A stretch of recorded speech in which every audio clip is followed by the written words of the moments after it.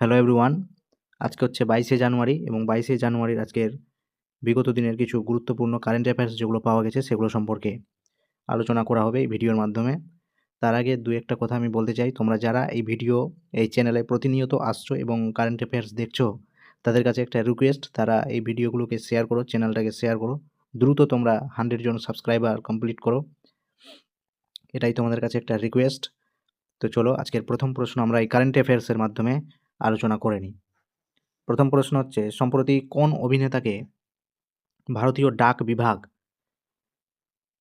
চিঠিতে তার ছবি ব্যবহার করেছেন? তো এটা হচ্ছে আমাদের টলিউড অর্থাৎ কলকাতার অভিনেতা, বাঙালি অভিনেতা দেব, দীপক অধিকারীকে। কী জন্য করেছে? তো ভালোবাসা বিলোনোর স্মারক স্বরূপ এবার দেবকে বড় স্বীকৃতি ভারতীয় ডাক বিভাগের। দ্বিতীয় প্রশ্ন, সম্প্রতি শান্তিতে নোবেল পেয়েছিলেন ভেনেজুয়েলার মারিয়া মাচাডো। তো তিনি তার নোবেলটি সম্প্রতি কার হাতে তুলে দিয়েছেন? তিনি কাকে তার নোবেলটি দান করে দিয়েছেন? এর সঠিক উত্তর হয়ে যাবে ডোনাল্ড ট্রাম্প, মার্কিন রাষ্ট্রপতি। নিজের নোবেল শান্তি পুরস্কার আমেরিকার প্রেসিডেন্ট ডোনাল্ড ট্রাম্পের হাতে স্বেচ্ছায় তুলে দিয়েছেন ভেনেজুয়েলার বিরোধী নেত্রী মারিয়া করিনা মাচাডো এবং ট্রাম্প সেটা গ্রহণ করেছে। এরপরে তিনি যে নোবেলটি পেয়েছিলেন করিনা মাচাদো, তো এই নোবেলটি হচ্ছে নোবেল অথরিটির তরফ থেকে জানানো হয়েছে। এই নোবেলটা তিনি যে পেয়েছিলেন, এরপরে পাওয়ার পরে তিনি দান করবেন না নিজের কাছে রাখবেন সেটা অবশ্যই তার ব্যক্তিগত ব্যাপার, সেই নিয়ে নোবেল কমিটির কোনো মাথা ব্যথা নেই। এবং তিনি যে নোবেলটি পেয়েছিলেন, নোবেলের ইতিহাসে তার নামেই নোবেলটিকে স্বীকৃতি দেওয়া থাকবে চিরজীবন, এটাই নোবেল কমিটি থেকে জানানো হয়েছে। এরপরে আমরা দেখে নেব ভারত থেকে কয়েকজন নোবেল প্রাপকের নাম। ভারতে কে কে নোবেল পেয়েছে এখনো পর্যন্ত? ভারত থেকে প্রথম নোবেল পুরস্কার পেয়েছিল আমরা প্রত্যেকেই জানি কবিগুরু রবীন্দ্রনাথ ঠাকুর 1973 সালে সাহিত্যের জন্য।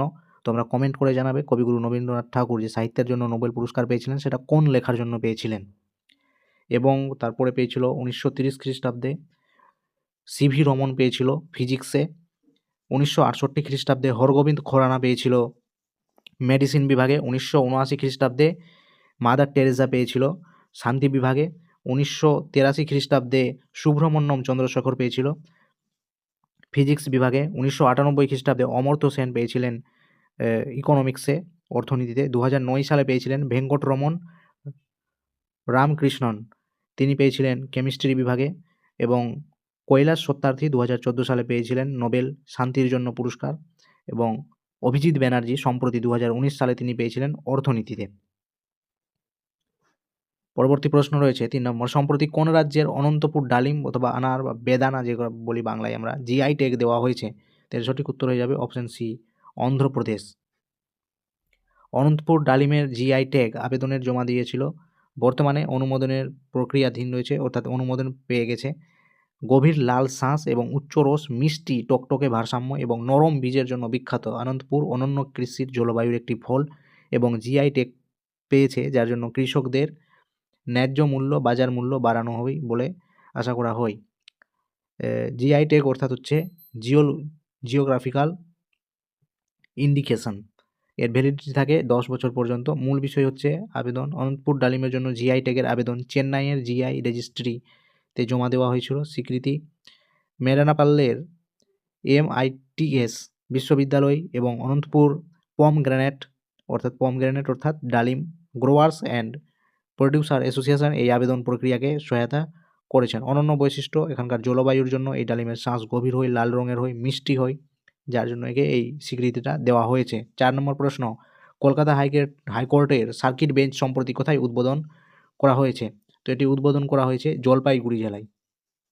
সম্প্রতি জলপাইগুড়ি জেলায় কলকাতা হাইকোর্টের একটি সার্কিট বেঞ্চ খোলা হয়েছে, কারণ কলকাতা হাইকোর্টের মধ্যে প্রচুর পরিমাণ জনসংখ্যার চাপ পড়ে যাচ্ছে এবং উত্তরবঙ্গ থেকে যে সমস্ত লোকজন তাদের পক্ষে, তারা যদি কলকাতা হাইকোর্টে আসে সে পক্ষে সমস্যার সৃষ্টি হয়, তাদের যাওয়া আসার একটা ব্যাপার থাকে, সময় অতিবাহিত হয়।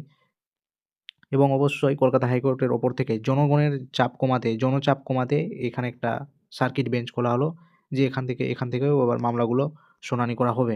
এই নতুন বিচার ভবনটি 40.08 একর উৎকৃষ্ট জমিতে 500 কোটির বেশি টাকায় নির্মিত হয়েছে।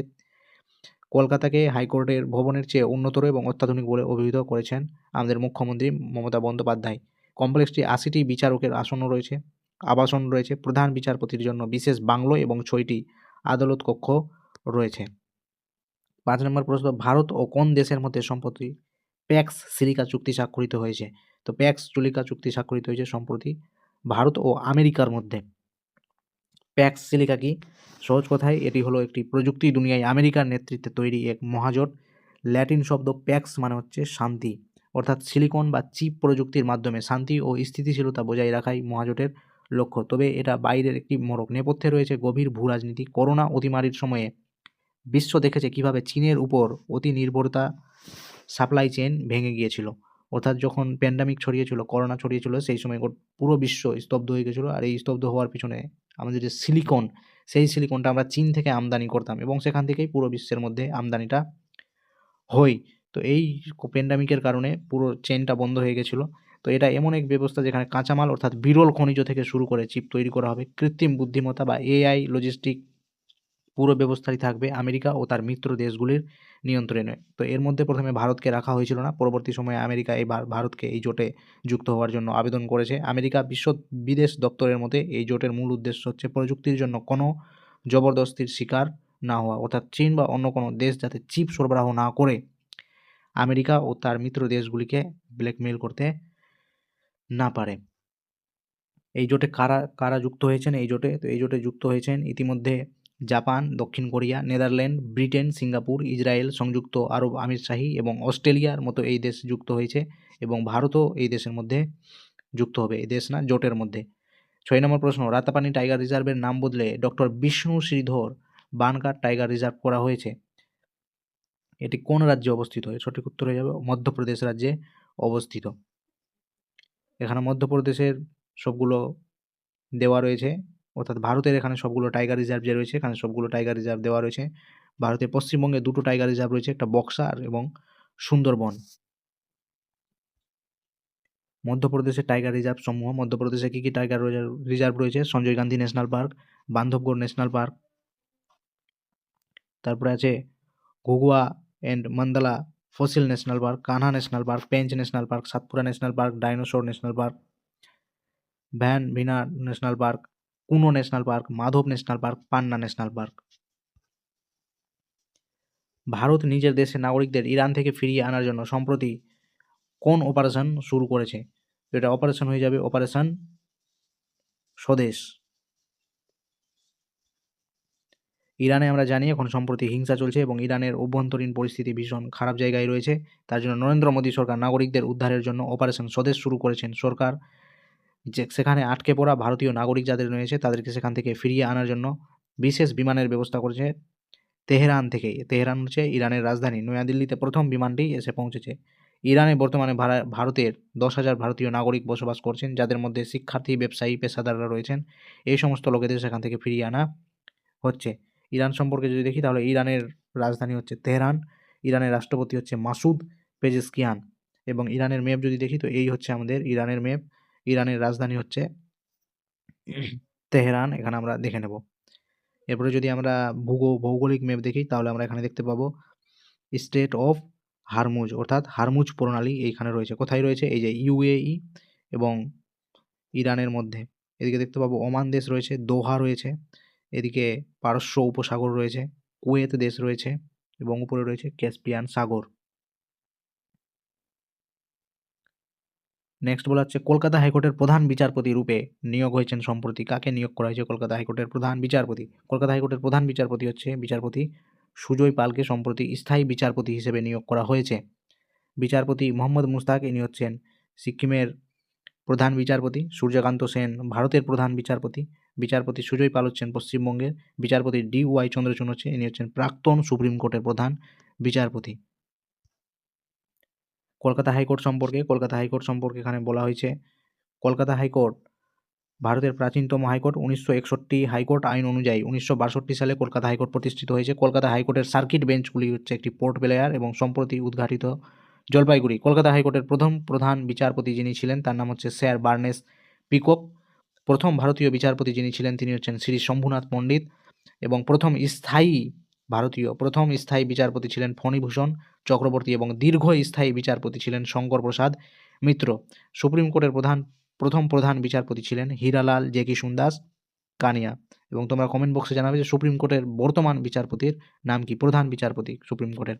পশ্চিমবঙ্গ সম্পর্কে যদি দেখি তাহলে পশ্চিমবঙ্গের রাজধানী কলকাতা, রাজ্যপাল সিবি আনন্দ বোস, মুখ্যমন্ত্রী মমতা বন্দ্যোপাধ্যায়, মুখ্য সচিব নন্দিনী চক্রবর্তী, ইনি হচ্ছে প্রথম মহিলা মুখ্যমন্ত্রী, ফার্স্ট ফিমেল মুখ্য সচিব, চিফ। এরপরে রয়েছে মমতা বন্দ্যোপাধ্যায়ের মুখ্য সচিব শ্রী মনোজ পান্থ, পশ্চিমবঙ্গ পুলিশের ডিজি মনোজ ভার্মা, কলকাতা হাইকোর্টের প্রধান বিচারপতি সুজয় পাল। জাপানের ওয়াকামা বিশ্ববিদ্যালয় থেকে সম্প্রতি মুখ্যমন্ত্রী মমতা বন্দ্যোপাধ্যায়কে ডি লিট উপাধি দেওয়া হয়েছে। পশ্চিমবঙ্গের মুড়িগঙ্গা নদীর উপর সম্প্রতি গঙ্গা সেতু নির্মাণের শিলান্যাস করেছেন মুখ্যমন্ত্রী মমতা বন্দ্যোপাধ্যায়। বিশ্বের বৃহত্তম দুর্গা মন্দির দুর্গাঙ্গন কলকাতা নিউ টাউনের জন্য তৈরি হওয়ার জন্য শিলান্যাস করেছেন মুখ্যমন্ত্রী মমতা বন্দ্যোপাধ্যায়। ভারতের প্রথম বন্দে ভারত স্লিপার ট্রেনের উদ্বোধন করেছেন সম্প্রতি প্রধানমন্ত্রী মালদা টাউন স্টেশন থেকে। মহাকাল মহাতীর্থ নামে বিশ্ব শিব মন্দির নির্মাণের শিলান্যাস করলেন মুখ্যমন্ত্রী মমতা বন্দ্যোপাধ্যায়। নেক্সট হচ্ছে ফিঙ্কে নদী কোন দেশে রয়েছে যা সম্প্রতি বিশ্বের প্রাচীনতম নদী হিসেবে ঘোষণা করা হয়েছে? সঠিক উত্তর হয়ে যাবে অস্ট্রেলিয়াতে। পৃথিবীর সবচেয়ে পুরনো নদী, ডাইনোসরদের আগেও এসেছিল। এই নদীটির নাম হচ্ছে ফিঙ্কে নদী। অস্ট্রেলিয়ার আদিবাসী আরেন্তে ভাষায় এর নাম হচ্ছে লারাপিন্টা। বিজ্ঞানীরা গবেষণা করে দেখেছেন যে এই নদীটি প্রায় 30 থেকে 40 কোটি বছরের মধ্যে, সেই সময় ডাইনোসররা পৃথিবীর বুকে দাপিয়ে বেড়াতো, এই নদীটি তার আগেও থেকেই সেখানে উপস্থিত ছিল। ফিঙ্কে নদীটি অস্ট্রেলিয়ার উত্তরাঞ্চল ও দক্ষিণ অস্ট্রেলিয়ার মধ্যে দিয়ে 640 কিলোমিটার বা 400 মাইল পথ অতিক্রম করেছে। বিজ্ঞানীরা এই নদীর বয়স নির্ধারণ করেছেন কার্বন ডেটিং এবং তেজস্ক্রিয় আইসোটোপ পদ্ধতির মাধ্যমে। মাটির নিচে শিলা ও পলি মাটি পরীক্ষা করে তারা নিশ্চিত হয়েছেন যে ডেভোনিয়ান বা কার্বনিফেরাস যুগে এই নদীটির জন্ম হয়েছিল। এটি হচ্ছে আমাদের নদী। এই যে অস্ট্রেলিয়া সম্পর্কে রাজধানী হচ্ছে ক্যানবেরা। অস্ট্রেলিয়ার রাজধানী হচ্ছে ক্যানবেরা। মুদ্রা হচ্ছে অস্ট্রেলিয়ান ডলার। প্রধানমন্ত্রী হচ্ছে অ্যান্থনি অ্যালবানিজ। এরপরে যদি আমরা অস্ট্রেলিয়ার ম্যাপটা দেখি তাহলে দেখতে পাবো এই যে উপরে এই যে সিংয়ের মতো অংশ, এটাকে বলা হয় Cape of York. Cape of York বলা হয়, এটাকে ডারউইন দ্বীপ বলা হয় এবং এটাকে বলা হয় গ্রেট অস্ট্রেলিয়ান বাইট, অর্থাৎ অর্ধচন্দ্রাকৃতির মতন যে আকৃতি রয়েছে এটাকে বলা হয় গ্রেট অস্ট্রেলিয়ান বাইট। এবং এদিকে যদি আমরা দেখি অস্ট্রেলিয়ার পূর্ব ভাগে তাহলে এদিকে আমরা পৃথিবীর বৃহত্তম কোরাল দ্বীপ দেখতে পাবো, যেটাকে বলা হচ্ছে গ্রেট ব্যারিয়ার রিফ। এবং এখানকার গুরুত্বপূর্ণ শহর যদি দেখি তাহলে সিডনি, পার্থ, মেলবোর্ন হচ্ছে এখানকার বিখ্যাত শহর। এরপর যদি আমরা ভৌগোলিক জিনিস যদি বিচার করে দেখি তাহলে আমরা দেখতে পাবো এই অস্ট্রেলিয়া এবং নিচে যে রয়েছে তাসমানিয়া, এই তাসমানিয়ার মাঝখানে দেখতে পাবো আমরা ব্যাস জলপ্রণালী। এবং উপরে যদি দেখি তাহলে আমরা দেখতে পাবো এখানে পাপুয়া নিউগিনি দেশ রয়েছে উত্তর দিকে। এই পাপুয়া নিউগিনি আর অস্ট্রেলিয়ার মাঝখানে রয়েছে টোরাস জলপ্রণালী, টোরাস জলপ্রণালী। এবং উপর দিকে দেখতে পাবো এই যে এশিয়া রয়েছে, এইদিকে এশিয়ার Indonesia, east Timor. East Timor হচ্ছে আসিয়ান আসিয়ানের 11তম সদস্য। Association of south east Asian nation এর 11তম সদস্য হচ্ছে ইস্ট তিমোর। এর রাজধানী হচ্ছে দিল্লি, DILI দিল্লি। এবং আমাদের ভারতের রাজধানী হচ্ছে দিল্লি, DELHI দিল্লি এটা। তো এই দুটোর মধ্যে কনফিউজ হবে না। নেক্সট হচ্ছে 10 নম্বর আজকের শেষ প্রশ্ন। সম্প্রতি ভারতের কোন শহরে নমো বুক ফেস্টিভ্যাল আয়োজন করা হয়েছে? এর সঠিক উত্তর হয়ে যাবে দিল্লিতে। নমো বুক ফেস্টিভ্যাল হচ্ছে আয়োজন করা হয়েছে 16 ও 17 জানুয়ারি তারিখে 2026। এটি করার অর্থ হচ্ছে নরেন্দ্র মোদীর ওপরে লেখা 450-র বেশি বই এখানে প্রদর্শন করা, তার নেতৃত্ব, তার দৃষ্টিকোণকে উৎসাহ দেওয়া। এটি কোথায় করা হয়েছে? তো doctor Ambedkar international centre new দিল্লিতে। সময়কাল হচ্ছে 16 থেকে 17 জানুয়ারি তারিখে। আজকে রিভিশন কোশ্চেন হচ্ছে কেন্দ্র সরকার সম্প্রতি কাকে ইন্দো তিব্বতের ডিজি হিসেবে নিয়োগ করেছেন? তো সঠিক উত্তর হয়ে যাবে option C, Shatrujit Singh কাপুরকে। Next আমরা টুডেস জিকে রেখেছি, আজকে জিকে প্রশ্ন রেখেছি পশ্চিমবঙ্গের সবগুলো মুখ্যমন্ত্রী বর্তমানে কে কোন রাজ্যের মুখ্যমন্ত্রী রয়েছে এই অংশটা রাখা হয়েছে আজকে জিকে থেকে। তো আমরা দেখে নেবো এক এক করে।